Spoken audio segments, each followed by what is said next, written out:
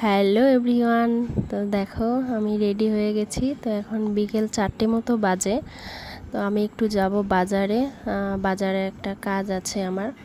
তো আমার মাসি তো বোনও আবার ও এসছে, ওখানে ওকে নামতে বলেছি যে ওখানে একটু নামিস, আমিও আসছি। তো আমার কাজটাও করা হবে আর একসঙ্গেই বাড়ি ফেরা হবে। আমাদের বাড়ি আসছে, তো এখান বাড়ির সামন থেকেই টোটো ধরবো, টোটো ধরে যাব বাজারে। তো অনেকক্ষণ দাঁড়িয়েছিলাম, এই সময়টা অত টোটো পাওয়া যায় না। অনেকক্ষণ দাঁড়িয়ে থাকার পর একটা টোটো আসছে, তো জায়গা ছিল না, তারপরেও বসে গেছি, কিছু করার নেই, লেট হয়ে গেছে অনেকটা। তারপর দেখো আমার কাজ করে, ও গরমে অনেকক্ষণ দাঁড়িয়েছিল, তো যার জন্য ওখানে আর ভিডিও করিনি। কাজ সেরে আবার যাওয়ার পথেই নদী পড়বে একটা, তো বোনের খুব ইচ্ছে যে ও ওখানে একটু দাঁড়াবে, দাঁড়িয়ে ফটো উঠবে। তো দেখো, জাস্ট ভিউটা দেখো তোমরা। রোদ থাকলেও সেদিন অতটা গরম ছিল না, যার জন্য ওখানে দাঁড়িয়ে দাঁড়িয়ে ফটো উঠতে পেরেছি। আর ও ফটোই উঠবে, শুধু ফটো কোথাও ছাড়বে না, মানে ফটো ওটা খুব পছন্দ।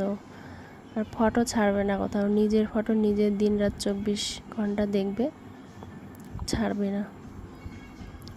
তো বাড়িতে থাকতেই ফোন করে বলেছিল যে দিদি ওখানে কিন্তু দাঁড়িয়ে ফটো উঠবো। তো বলছে ঠিক আছে আয়, উঠবো। দেখো ওখানে কাকুকে দাঁড় করিয়ে রেখেছি আর একটা আইসক্রিম দিয়ে বলেছি যে কাকু আইসক্রিম খাও, এখানে একটু দাঁড়িয়ে থাকো আর আমরা কয়েকটা ফটো উঠে নিই। তো বললো ঠিক আছে যাও। আর এখানে কিছু একটা নিয়ে হাসাহাসি করছি দুই বোনে, জানি না কি নিয়ে। তো ওকে ফটো তুলে দিতে দিতে আমার আর একটা ফটো ওঠাও হয়নি। আমি ফটো উঠতে গেলে তখন সন্ধ্যা পার হয়ে যেত, আর রোদ পড়ে গেছিলো, তখন তো আর ফটোও ভালো আসবে না।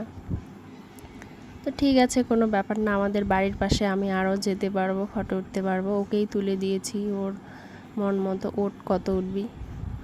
তারপর দেখো সন্ধ্যা লেগে গেছে, বাড়ি আসলাম।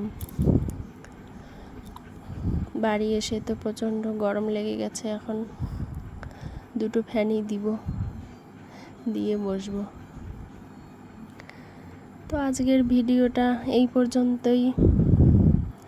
ভালো লাগলে লাইক, কমেন্ট, শেয়ার করে দিও আর চ্যানেলটি সাবস্ক্রাইব করে দিও। টাটা।